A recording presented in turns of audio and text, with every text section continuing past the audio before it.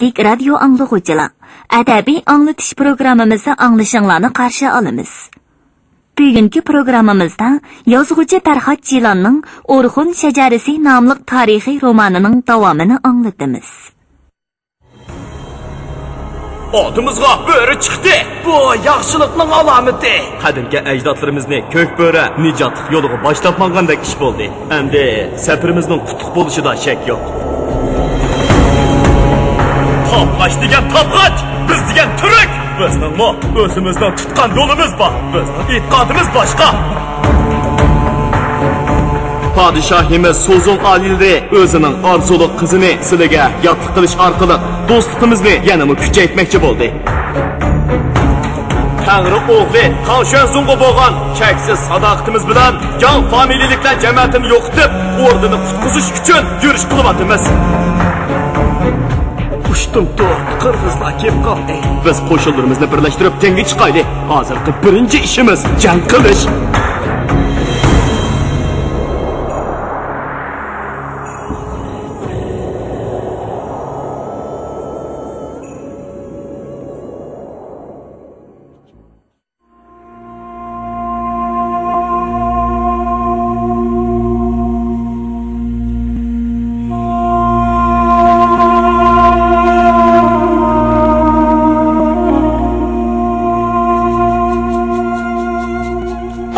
İstami qağan, kül tegen, dünya qoqning pak ruhları, ajdodlarimizning muqaddas ruhları, bizga madad beringlar, bizga kuch beringlar, bizga g'alaba ato qilinglar.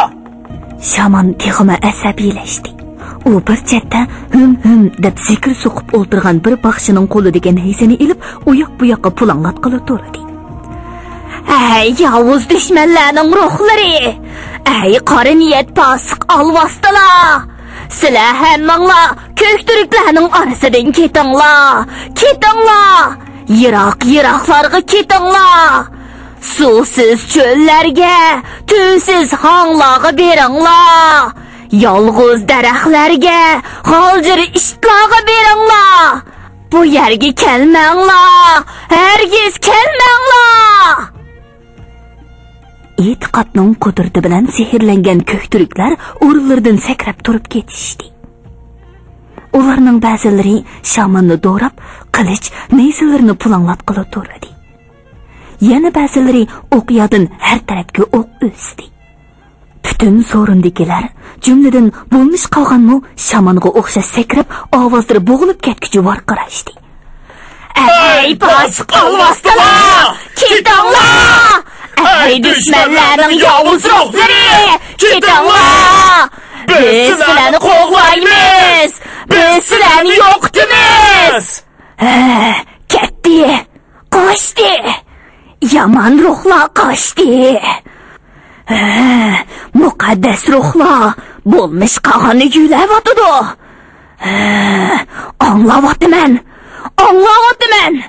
Bo'lmish qog'on barliq dushmanlarni yo'qitdi. Ko'kturklar mangu yo'qolmaydi. Anglayapman. Muqaddas ruhlar ana shundoq dedi. Shamanning chiroyi dahshatli tus oldi. Uning ko'zlari texmi yo'g'am echilib ketdi. Og'zidan ko'pik o'rlab, put-qo'llari tortishib titrab ketdi. U as-hushini yo'qotib yiqildi va Gulxon yenida do'milab tipirlashga boshladi. Baxshilar to'p-tumboqlarini texmi kuchab urdi. Ko'kturklar xushalliqra o'zini unutib, qiyqas-chuqan selishdi. Naqshi etib usulga tushdi. 4-bob. Ko'kturklar ketgandan keyingi ishlar. Shaman aytgan bishoratlari xato bo'lib chiqdi. Yangidan saylangan bo'lmish qog'onga ergishib olgan ko'kturklar Uyg'ur qo'shini bilan bo'lgan bir necha qitimliq janglarda yana qattiq mag'lubiyatga uchradi.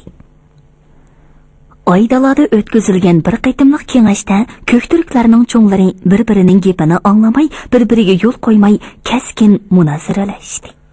Endi yana urush qilishning foydasi yo'q. Yo'q, oxirgacha urush qilamiz. Ko'ktiriklar azaldan taslim bo'lgan emas. Bo'lmish qolgan qo'l ostidagilarning ruhini ko'tarishga urinib baxdi. Ko'k tangriga ishonaylik. Ajdodlarimizning muqaddas ruhlariga ishonaylik. Ular hamon bizni qo'llaydi. Ko'k bo'riga agashgan xalq menga mag'lub bo'lmaydi. Va holanki, yangi qog'inning bu so'zlarga tantana qilib ovoz qo'shadiganlar nihoyatda oz bo'ldi. Uyg'ur, Qarloq, Basmillarmo ko'k tangriga sig'inadi. Ularmo ko'k bo'rini ulug'laydi. Atsi texi tong yo'rimay turibla, ko'ktiriklarning zo'r bir qismi bola chaqinlarni elib, ot uloqlarini haydab, bo'lmish qolgan qarorgohidan ketib qoldi. Ular ancha yiroq bo'lmagan joydagi bosmil qarorgohiga keldi va bosmillarning rahbari Iltarish qog'inni o'zlarining oliy hukmdori deb e'tirof qiladiganligini bildirishdi. Iltarish qog'inmi o'ziga al bo'lib kelgan bu ko'ktiriklarni qarshi oldi. Buningdan keyin mening puhralarim bo'ladi, deb jakarladi. Bo'lmish qolgan ko'ktiriklarning o'ziga sodiq bo'lganlarni boshlab g'arb tarafga ko'chib ketish uchun safarga otlandi. U O'tüken tog'laridan va O'rxun, Selinga, Tug'lar daryolaridan voz kechib, urush o'tlaridan chatarik bo'lgan Tangritog' atroflariga berib makonlashni ko'zlagan edi. Oradan uzoq o'tmay, Basmil, Uyg'ur, Qarluq ittifoqi o'z ichidan parchalanishga yuzlandi. Milodiya 745-yili yoz fasli. Nasllik org'amoqlarga mingan 1000 Uyg'ur chavandoz tuzlanglik va idirliqlarni oralab tez ilgirlab kelmoqda edi. Ular egiz va kang to'piligi chiqqanda to'xtadi. Otdan tushib, chedir tikinglar. Mo'shiyada dam olamiz. Deb buyruq tushirdi ularning boshlig'i va o'zimi otdan tushdi. Botasun buqa etining tizginini yetalab boshlig'ining oldiga keldi. Ijozat bo'lsa, bir gapim bor Tarxon janoblari. Mazkur 1000 kishilik Uyg'ur qo'shinining boshlig'i Inonchu To'nbag'a Tarqon ko'zlaridan qaysarlikka chiqib turadigan yosh ham kelishgan kishi edi. Uning bo'y basti ancha egiz bo'lmasa-mu, yurish-turishlaridan sog'lomligi va kuchlikligi chiqib turadi. U do'lqinsimon budurlashib turgan uzun qo'ng'ir sochlari ustidan qizil tovar yog'liqni ching tartib chekib olgan. Qisqa kimxob yaktak ustidan po'lat qasroqliq sovut va ostiga qoplon terisidan tikilgan chiparishim.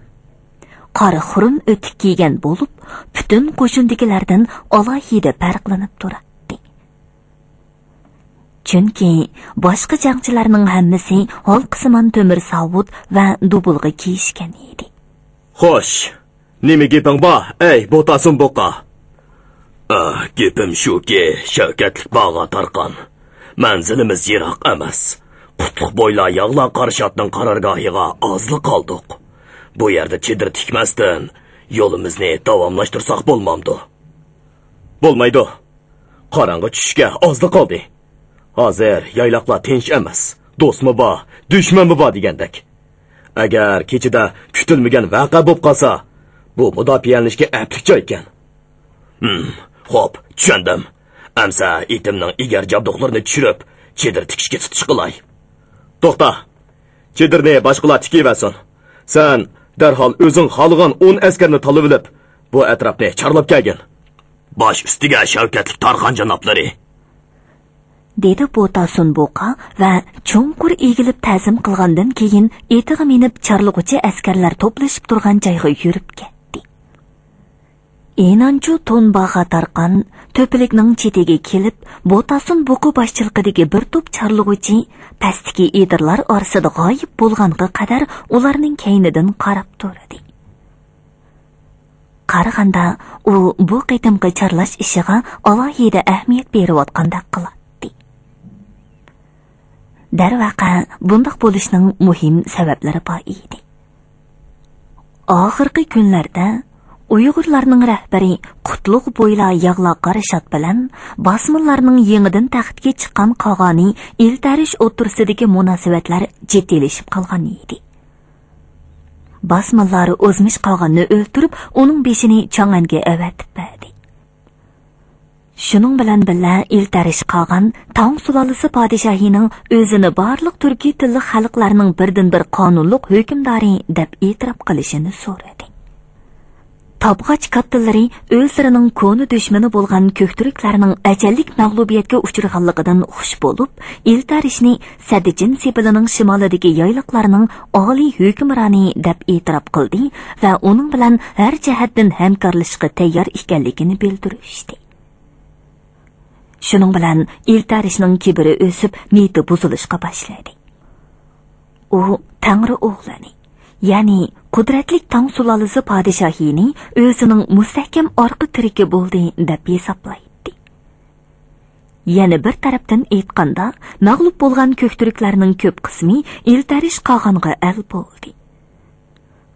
Shuning bilan bosmirlarning amaliy kuchi zo'r darajada ulg'aydi. Endi Uyg'urlarni bostirishimiz kerak.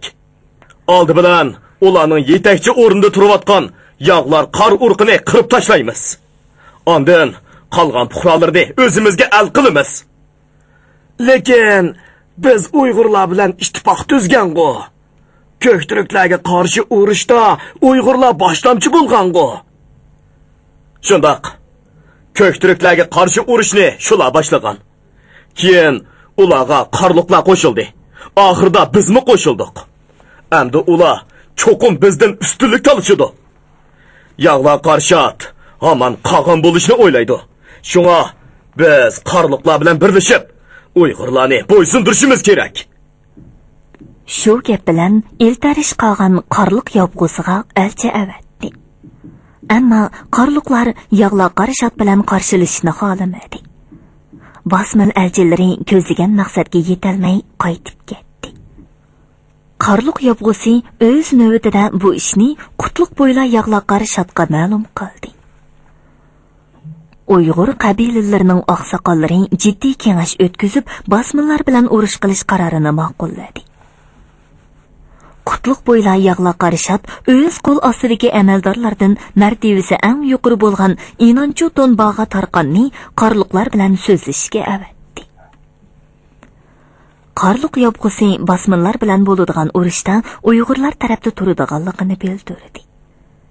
Inonchu To'nbag'a Tarqon bu suhbatning natijasini Yag'laqar Shatga tezroq yetkazish uchun darhol otlanib qaytdi. U navbatdagi vaziyatning jiddiyligini ko'zda tutib, o'zining bevosita qo'mondonligi ostidagi 1000 qo'riqchi chavandozni boshlabmoqan edi.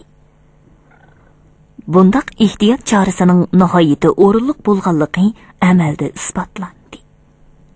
Bag'a Tarqon Botasun buqi boshliq chorlug'uchilarni yo'lga selavatgandan keyin hashpash tegicha tikilib bo'lgan chaqqong'ini yepak chidirining oldiga keldi. Bu yerda bir yosh jangchi chiroyli bir shunqarga o'ziq beryotdi. Bag'a Tarqon shunqarga qarab birdan sukutda turdi.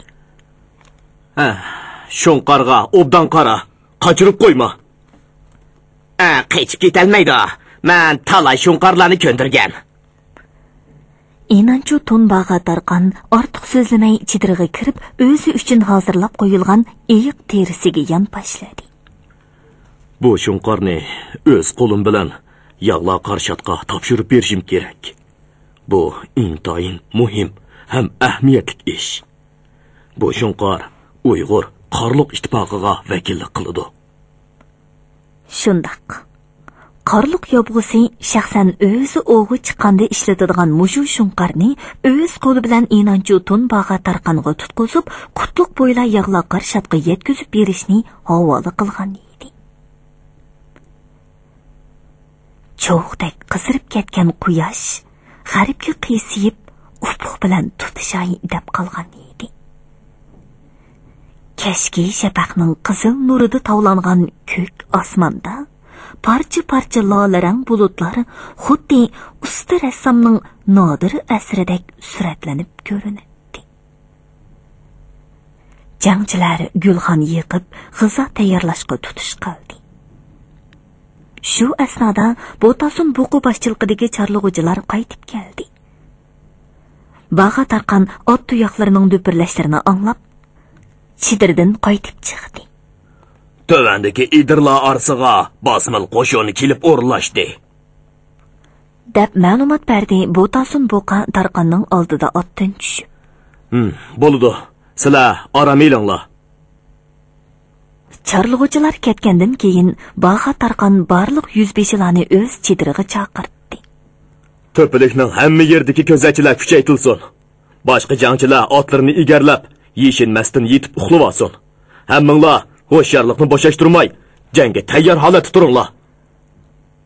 Shunday qilib, to'pilikka o'rinlashib olgan 1000 kishilik Uyg'ur qo'shini basmillar so'zlashishga odam avatishi yoki oshkora hujum qilishi mumkin degan faraz bilan kechicha tövandagi edirliqlarni kuzatib chiqdi. Lekin basmillardan hech qanday shabi bo'lmadi. Faqat tong yo'rg'andan keyin edirliqlar orasidan basmil qo'shini sap tortib chiqishga boshladi. Alloh azal 5000 dan ortiq chiqdi. Qaranglar, ularning elchilari kelyapti. O'ng yandan izmilindigan zarbob ton kiygan va boshlarini yaltiroq tovar yog'liqlar bilan tengib olgan 3 nafar davlatman basmil to'piligi chiqib kelganidan keyin egar jabduqlari oltin kumushlar bilan bezatilgan g'ozbo'yin arg'amoqlaridan tushib, inonchu Tunbag'a tarqanning oldiga kelishdi. Tangri yaratmish eltarish qilgan bizni siz bilan ko'rishishga avatdi. Deb so'z boshladi ularning ichidagi xomsimiz kelgan mo'ysipit kishi. Eltarish qilganning iltifotiga tashakkur. Elchilar jaran va qo'y terilariga chaso qurib o'ltirishgandan keyin yiliqa xomsimiz mo'ysipit yana so'zladi. Tangri yaratmish eltarish qilgan siz izzatlik inonchu Tunbag'a tarqanni o'rdimizda mehmon bo'lib ketishga taklif qildi. Hozir qolganimizning qarorgohimi bu yerdan ancha yiroq emas. Taklifni qabul qilib, biz bilan birga qadam tashrif qilg'aysiz. Eltarish qolganga mening nomimdan o'zirxohlik aytib qo'yg'aysiz. Boshqa bir muvofiq paytda men xushallik bilan qarorgohingizga boraman. Lekin hozir vazifa ijro qilyapman. Taklifingizlarni qabul qilishga amalsizman. Bu vazifangiz bak muhimmi? Shundoq. Vazifam bak muhim. Rahbarimiz Qutlug' bo'yla yog'lar qarshot shaxsan o'zi topshirgan vazifa. Qarliqlar bilan kelishim tuzish vazifasimi? Meni so'roq qilyapmaydigansiz. Yo'qsa, hurmatli inonchi Tunbag'a tarqan. Biz sizni bahchon ko'ramiz. Qolganimiz sizni Uyg'ur eliga rahbar bo'lishga tegishli deb hisoblaydi. Bo'ldi bas.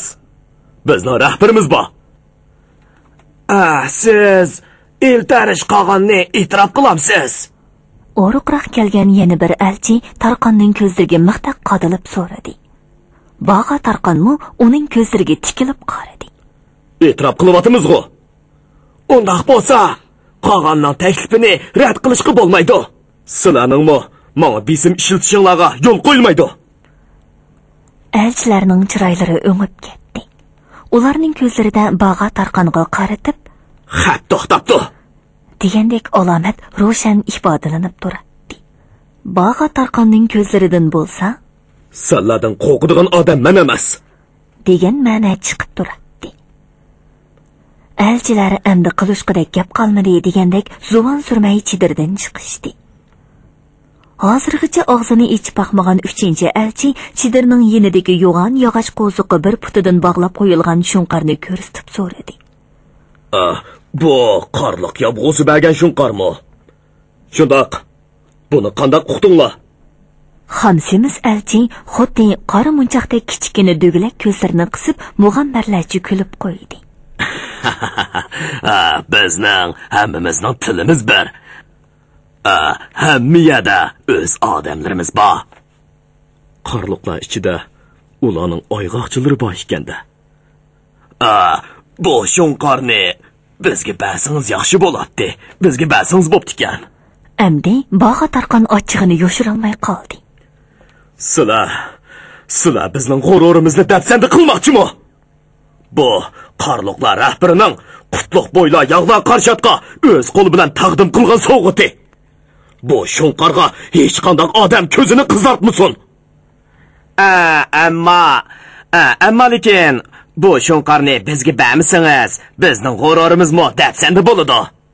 Shundoq. Bir toifaning boshlig'i bo'lgan kishining shunqar taqdim qilishi odatdagi ish emas. Shunqar taqdim qilish qarish tarafni qolgan o'rnida ko'rganlik bo'ladi. Vaholanki, yog'lar qarshat qolgan emas. Ajibo, qarliqlar eltarish qolganni unutib qolganmidi, ha? Üç elchining orqa-orqadan qilgan gapini anglab, Bag'a Tarqonning siyoqida takalluf ifodasi butunlay yo'qoldi. U beshini egiz ko'tarib, elchilarga o'tkir ko'zlari bilan tikilib qaradi. O'zaro qandoq sovg'a almashtirish o'zimizning ishi. Sizlar bilan hech qanday aloqasi yo'q. Maqsadinglarni bilib turibman. Sizlar bu shunqarni Uyg'urlar bizga topshirib berdi deb ihvo taqtib, qarliqlar bilan bizning oramizga ziddiyat salmoqchi bo'lyapsizlar. Bo'ldi. Qaytib ketinglar. Elchilarni qabul qilish tamomlandi. Shu gap bilan Inanchu Bag'a Tarqon keyniga burildi-da, hech kimga qaramasdan chedirg'i kirib ketdi. Bosmil elchilarining ishidagi yoshroq kelgan biri qiyni qiziq odam bo'lib chiqdi. U o'zini besib ololmay, shunqarga qo'lini uzatgan edi, chetir oldida turgan qarovul uning beligidan kip qilib tutib oldi-da, qattiq silkib ishtirib etdi. Yana bir askar qilichini qiynidan shart qilib sug'urib oldi. Elchilar tez-tez mengib to'pilikdan tushib ketdi. Bu qaytimqi g'ayri do'stona suhbatning bir temasiga aylangan yiliqi shunqar bo'lsa, bahramon holatda oldidagi bir parcha xom go'shtni o'tkir tirnoqlar bilan qomillab, ilmak tumshuqi bilan yo'lib olib, oldirmay yutmoqda edi. Bosmil qo'shinining sarkardasi elchilarning ma'lumotlarini anglagandan keyin qo'l ostidagilarga to'pilikni ko'rsatib hujum qilish buyrug'ini tushirdi. Üstü-beshi po'lat temir bilan niqoblangan 5-6 ming otliq askar qilich nayzalarini pulanglatib, cho'qan silib, hayva qilib to'pilikka tashlandi. Inanchu Bag'a Tarqon o'zining bo'yliq chada etig'i minib, qilichini yalang'ashladi va o'z atrofiga yig'ilgan 105larga yangroq ovozda buyruq berdi. Jangga tayyorlaninglar! Uyg'ur jangchilari allaqachon tayyor edi. Basmillar to'pilikka yamrab chiqishga boshladi. To'pilikdagilarmi otlarini devitib, ularga uduldan qaytirma hujumga o'tdi. Ikki tarafning oldingi saplari to'qnashdi. Uyg'urlar yuqoridan tushayotgan bo'lg'achqa, egilgan o'rni jihatda belgilik afzallikka ega edi. Bag'a Tarqonning mushu to'pilikni qo'nalg'u qilishga tanlaganligi haqiqatanmi oqilona tadbir bo'lgan edi. Jang boshlanish bilan bosmillarning qo'laysiz o'rniga tushib qolganligi ma'lum bo'ldi. Tovandan yuqoriga qartib qilich urishmi, nayza sanjishmi absiz edi. Aksicha, Uyg'urlar ularni raso kelishtirib, abchilik bilan qilichdan o'tkazdi. Bosmillar chekindi. Bag'a Tarqonning askarlari bo'lsa, fursatni qo'ldan bermay, hujumni texnik kuchaytirib qistab kelaverdi. Bosmillar oldingi sapdagi hujumchi askarlari endi oldi-orqa qaramay qolaymaqan qashqilib turdi. Olg'a! To'xtamay olg'a! deb farqiraydi Inanchu Bag'a Tarqon qarshi tarafning o'zini o'ngshib olishiga fursat bermaslik uchun.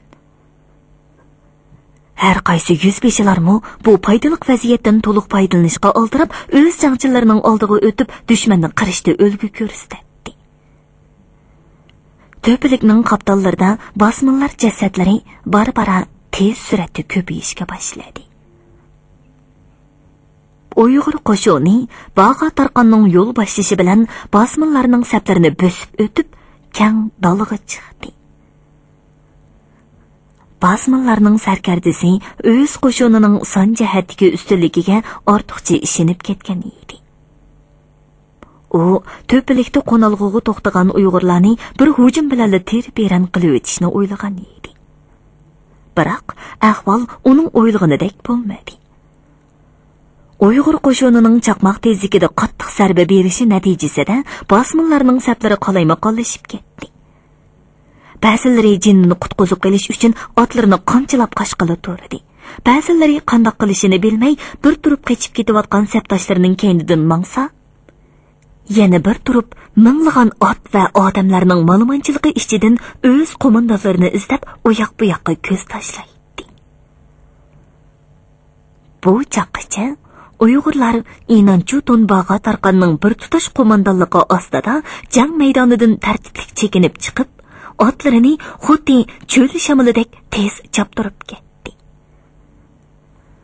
Bosmonlar ashushini yig'ib olib, ularning orqasidan qo'g'ladi. Uyg'urlar qilishlarini qinlariga selib, o'qyonlarni ishqa selishdi. Ularning keyniga qartib atgan o'qlari qo'g'lug'ichilarni yana bir-birlab yiqitqili turdi. Bosmonlar oxir Uyg'urlarning cho'ng qo'shiniga uchrab qilishdan ansirab, qo'g'lashdan to'xtadi. Qutlug' bo'ylar yog'la qarshat o'zining ozodi yepak chidirida Inanchu Tunbaga tarqanni qabul qildi va uningdan bo'lib o'tgan voqeani anglab dahshatlik g'azabga keldi. U o'rnidan dasturib tashqariga chiqdi.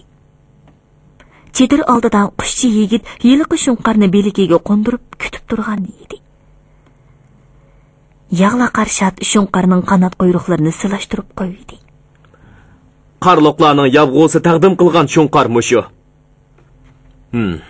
Yaxshi. Demak, qarloqlarga ishonsak bo'ladi ekan.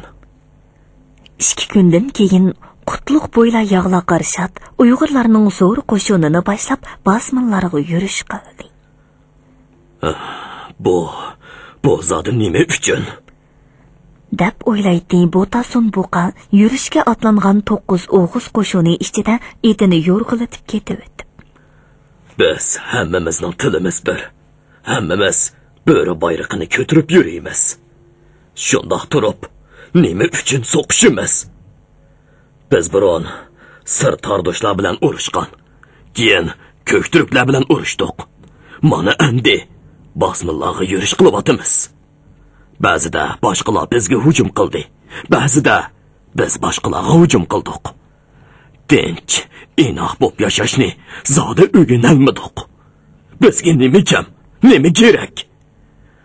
Ko'ltekin, tun yo'q.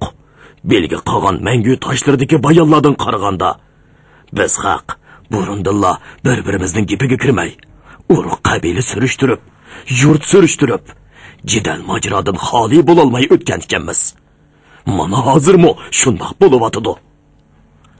Bizning butun zehnimiz, kuchimiz tugamas urushlarga sarf qilinib, isrof bo'lyotidi.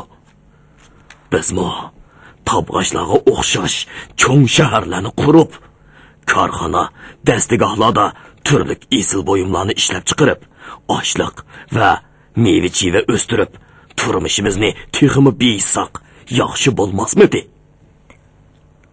Botasun buqa hamisha mushundoq xayollar bilan band bo'lib ichi qaynaydi. Xususan mushundoq uzun safarga mangan chaqlarda uning xiyoliy manzillarni kezishiga yetarlik vaqt chiqadi. Turibla u yana o'zining qadinos do'sti Inachuktoyni eslab qoldi. U hozir nada yurdig'andi? Hozir hayotmidi? Yoki bo'p o'tgan janglarning birida? Botasun buqa ichining bir yerlari chiqqandek bo'lib beshini chayqadi. U ishning yomon tarafini o'ylashni xohlamaydi, ham o'ylay olmaydi. Men ayolim bilan o'g'lim qutatmishni pat-pat ko'rib turaman. Ular boshqa bir muncha oilalar bilan birlikda egiz choqli qorvilarga yuk taqinlarini bisib, Uyg'ur qo'shinining orqasidan agishib yuriydi. 9 o'g'izlar hozirga qadar o'ngishliq jang qilib ketyapti. Shunga xotin bolalarga xavf yetmadi. Lekin ko'kturuklar orasida yurgan Inachuktoyning oilasi qandoq bo'lgandi? Mening bo'lg'usi kelinim Odar qiz hozir omon esanmi? To'xtanglar! Bargoh qurilsin! Shamoldek arg'amoqlarga mingan choparman yigitlar qo'shinning u chetidan bu chetiga chepib yurib, yog'loqar shotning buyrug'ini yetkazdi. Botasun buqa xiyollarni bo'lib, o'p jo'risiga ko'z yugurdi. Tüz yeşil o'tloq toki oldi tarafda hayvatlik qad ko'tarib turgan o'tükan tog'larining etaklarigacha kang yeyilgan edi. O'tükan bag'ridagi jirolardan balqib tushgan suzuk tog' suvlaridan hosil bo'lgan sho'x daryo Uyg'ur qo'shonining oldidan o'ynaqlab eqib o'tmoqda edi. Ko'k osmonda parcha oq bulutlar larson laylab yuradi. Eltarish qog'inning turalg'isiga yaqinlik kep qoptiqda. Deb o'yladi Botasun buqa etidan tushib. U basmalar o'tükan bag'riga, ya'ni sobiq turk xonlarining yoziq turalg'isi bo'lgan yerga o'z qarorgohini qurdi deb anglagan edi. Mana endi 9 o'g'iz xalqining yog'loqar urug'idan chiqqan va shot unvoni bilan tonilgan rahbari shu yerga qo'shin tartib keldi. Qutlug' bo'yla yog'loqar shotning qo'shoni dolig'i kang yeyilib bargoh qurdi. Chedirlari tikildi. Gulxanlar yiqilib, qozonlari esildi. Xillangan nasllik arg'amoqlarga mingan chevar chorlug'uchilar taraf-taraflarga chepib ketishdi. Basmanlarning chorlug'uchilarimi yeli u bu yandan paydo bo'lib, Uyg'urlarga ko'z yetkudek orliqcha kelib, yana otlarni o'ynaqlatganicha quyundek uchib ketib qoladi. Qorong'u tushdi. Her ikki tarafning bargohlarida sonsiz gulxanlarning yolqinlari pildab ko'rinib turadi. Ko'k osmondagi nurliq yulduzlar bilan qo'ng'ir yerdagi o't uchqunlari oy qorong'usida go'yo o'z aro tutishib, har ikki tarafdagi jangchilarning uyqusiz ko'zlari oldida ajoyib sirliq manzarani namoyon qiladi. Her ikki tarafdagi jangchilardan tortib sardorlargacha hamma odam atigi kunning taqdirini belgilaydigan kun bo'ladiganligiga ishonadi. Botasun buqa gulxan atrofidagi jangchilar qatorida egarni beshiga qo'yib so'zilib yotdi va qaysi vaqtlarda uxlab qolganini o'zimi uqmay qoldi. Ishqilib u ko'zlarini ochganda tong quyoshining dastlabki nurlari ufuq sizqini yo'rtishga boshlagan edi. Jangchilar jaran va qo'lan go'shtlaridan pishirilgan kavob ham talqon bilan noshta qilgandan keyin otlarni egarlab, qilich, nayzillarni taq qilib qo'yishdi. Qizil quyosh osmonning sharq tarafidan go'yoki hikmatlik nur chechib, alohida bir xil tantana bilan o'rlayotgandek tuyuladi. Sus va nepis tuman pardasiga o'ralgan o'tükan tog'larning qo'ynidan kelayotgan salqin havo dimoqqa urilib, ko'ngillarga huzur beg'ishlaydi. Atlaninglar! Samg'ollarning buyruqlari bu tantanalik jimjitlikni buzib, taqdir belgilaydigan hal qilg'uch paytning yetib kelganligini jakarladi. Jangchilar chapdastlik bilan otlarga minib, qator-qator sap tortib tizildi. O'tükan tarafdagi tuman ichidanmi qator-qator tizilgan bosmin javandozlari chiqishga boshladi. 9 o'g'iz qo'shoni o'zlarining qarorgohiga tabiiy hosil bo'lgan tegiz daryoni kesib o'tib, bosminlarning oldiga qarab ilgirladi. Ikki tarafning qo'shinlari bir-birining chiroylarini farq etaligidek orliqqa kelib to'xtadi. Her ikki tarafning sap oldida oltin ranglik bo'ri beshining surti tushirilgan ko'k bayroq salkin shamolda lapildab turadi. Barliq song'un jangchilarga o'xshashla savut, dubulg'i kiygan oqsoqolliq, oq sochli qutlug' bo'yla yog'loqar shot etini devitib sapning oldiga chiqdi. U o'zining yoli va quyrug'i tekshi qirqilib, siliq taralgan chiroyliq oqboz etida o'ziga yarashgan salobat bilan mag'rurona qiyofatda o'ltiradi. Basmıllar tarafdanmı çar sakallık iltarish qolgan siliq yunglari parqirab turadigan tom qari etini minib sap oldiga chiqdi. Ular ikkisi bir-biriga unlik so'zlasa anglagudek orliqqa kelib, otlarining tizginlarini tortishdi. Ay, 9 o'g'izlarning bechara xo'jayini! Jahonga patmagan, o'zmish qag'anning kallasini ilib, tabg'ajlarga taqdim qilgan palvonning oldiga tig' ko'tarib kelishga qanday petinding? Ay, basmillarning yarmas xo'jayini! 9 o'g'iz botirlarining oldida shuncha ko'ranglar tekkidak qanchalik nemayding sen, ha? Ey! Mening kimligimni unutib qoldingmi, ha? Men Sadichin sepilning shimolidagi tog' daryo, cho'l yayloqlarning buyuk qog'oni bo'laman. Buni unutib qoldingmi? Ey ahmoq yag'loqar! Kim seni qog'on dedi? Ey qarg'a kelmas mutaham. Qog'on degan mana 9 o'g'iz xalqining yag'loqar urqidan chiqadi. Buni unutib qoldingmi, tentak basmil? Sening kallangni Tangri o'g'liga avatib beraman. Tangri o'g'liga mana men sening 4 kallangni avatib beraman. Birga bir chiqadigan botiring bormi? Birga bir. Men chiqay. Dedi, inanchu to'nbag'a tarqan va etini devitib, yag'loqar shatning yiniga keldi. Yo'q, men chiqaman. Dedi, yag'loqar shatning o'g'li Bayonchur otasining yana bir yiniga keldi. Shu topda qutlug' bo'yla yag'loqar shat bir daqiqa ishkilangandek bo'lib, o'g'li bilan bog'a tarqanga nazar soldi. Xonzoda Bayonchur bo'y basta ancha egiz bo'lmasa-mu, teni ching, diqmoq kelgan qora burutliq azamat edi. U yirik bir tarmoq qo'shinning qo'mondoni bo'lib, bir qator askariy yurishlarda otasiga vakolatan harbiy, ma'muriy ishlarga yetakchilik qilgan tajribalik arbob edi. Inanchu to'nbag'a tarqan garchi yag'loqar urug'idan bo'lmasa-mu, Uyg'ur qabilalar ittifoqidagi eng muhim shaxslarning biri edi.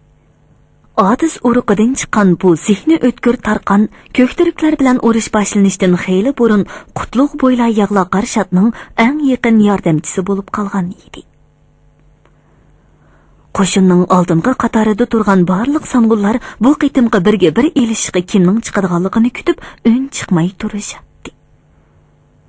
Qutlug' bo'yla shat o'g'li Bayonchur tarafga burildi. O'g'lim, sen chiq. Menchu Manga vakolatan o'g'lim chiqsin. Bayonchur valildab turgan agri qilichini qinidan sug'urib olib, etini tevitdi. Qarshi tarafdanmi iltarish qog'onning o'g'li qilichini o'ynatib chiqib keldi. Shat o'g'li bilan qog'on o'g'li ot ustida qilishvozlik qilib uzoq elishdi.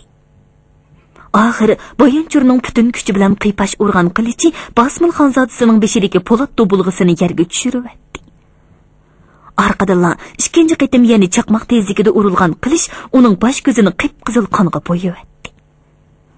Hurmatli radio anglag'uvchilar, yozuvchi Farhod Jilanning O'rxun shajarasi nomli tarixiy romanini bugun mush yergacha anglatdik. Davomini ertadagi programmamizda anglag'aysizlar.